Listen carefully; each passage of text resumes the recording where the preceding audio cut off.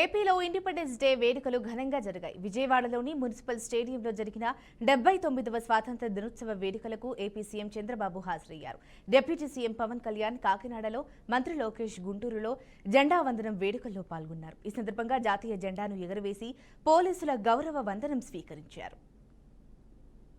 ప్రభుత్వ హయాంలో అభివృద్ధికి అడ్రస్ లేకుండా పోయింది. 2024 ఎన్నికల్లో ప్రజలు ఒక చరిత్ర సృష్టించారు. 94% స్ట్రైక్ రేట్, 164 సీట్లతో ఎన్డీఏ ప్రభుత్వాన్ని గెలిపించి రికార్డులు బద్దలు కొట్టారు. డబుల్ ఇంజన్ సర్కార్ తో రాష్ట్రం చీకటి నుంచి వెలుగు వైపు తొలి అడుగు వేసింది. గౌరవ ప్రధానమంత్రి నరేంద్ర మోడీ గారు, గౌరవ ముఖ్యమంత్రి చంద్రబాబు నాయుడు గారు, ఉప ముఖ్యమంత్రి పవన్ అన్న గారు కలిసి ఈ రోజు ఆంధ్ర రాష్ట్రంలో సుపరిపాలన అందిస్తున్నారు. ఎన్నో ఏళ్లుగా ఉన్న సమస్యలు మేము ఈ రోజు పరిష్కరించాం. విశాఖ ఉక్కుని కాపాడాం.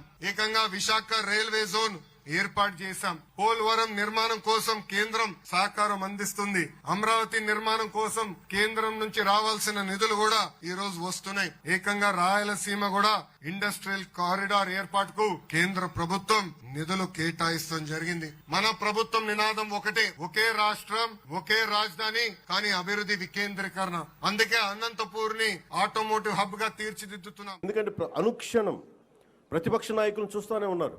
జాతీయ స్థాయి ప్రతిపక్ష నాయకుల నుంచి ఓడిపోతేనేమో సడన్ గా ఓట్ చోరీ అంటారు. వాళ్ళు గెలిచినప్పుడేమో ఓట్ చోరీలు కనిపించే వాళ్ళకి. గత ప్రభుత్వంలో కూడా చూసాం. 2019లో వాళ్ళు గెలిచినప్పుడు మేము ఎక్కడా మాట అనలా. ప్రజలు తీర్పు ఇచ్చారు, దాన్ని గౌరవించాం. 2024లో 151 సీట్లు కూటమి ప్రభుత్వానికి ఇచ్చి 164 కూటమి ప్రభుత్వానికి ఇస్తే సడన్ గా వారికి ఏమనిపించిందంటే ఇది ఓట్ల గురించి మన ఓటింగ్ మెషిన్ లో తప్పంటాం. అంటే గెలిచినప్పుడు ఒక న్యాయం, ఓడిపోయినప్పుడు ఇంకో న్యాయం. ఇది రాష్ట్రం జాతీయ స్థాయి నుంచి రాష్ట్రం వరకు ఒకటే దేశాలన్నిటికీ కూడా అంతర్గతంగా అస్థిరత సృష్టించడం వాడి విధానం. మనం దాంట్లో అంతర్జాతీయ కుట్రలో భాగంగా చూడాలి ఇదంతా. ఎప్పుడైతే భారతదేశం అంతర్గతంగా బలహీనపడద్దో, ఒక కోటని దెబ్బ కొట్టాలంటే బయటోడు కొట్టడం కంటే కూడా లోపల ఉన్నోడు తలుపు తీస్తే వచ్చే నష్టం ఎక్కువ. అందుకని ఎప్పుడు కూడా విదేశీ శక్తులు అంతర్గతంగా ఎవరున్నారు భారతదేశంలో, వాళ్ళకి ఎలాంటి ఇన్ఫర్మేషన్ ఇస్తే బాగుంటుంది, వాళ్ళ ఎజెండాని వీళ్ళందరూ మోస్తున్నారు. దీన్ని ప్రజలందరూ కూడా చాలా సునిశ్చితంగా గమనించాలి. ఇది ఏమైపోతుంటే ఒక్కసారి వాళ్ళని లోపలికి రానిచ్చామా?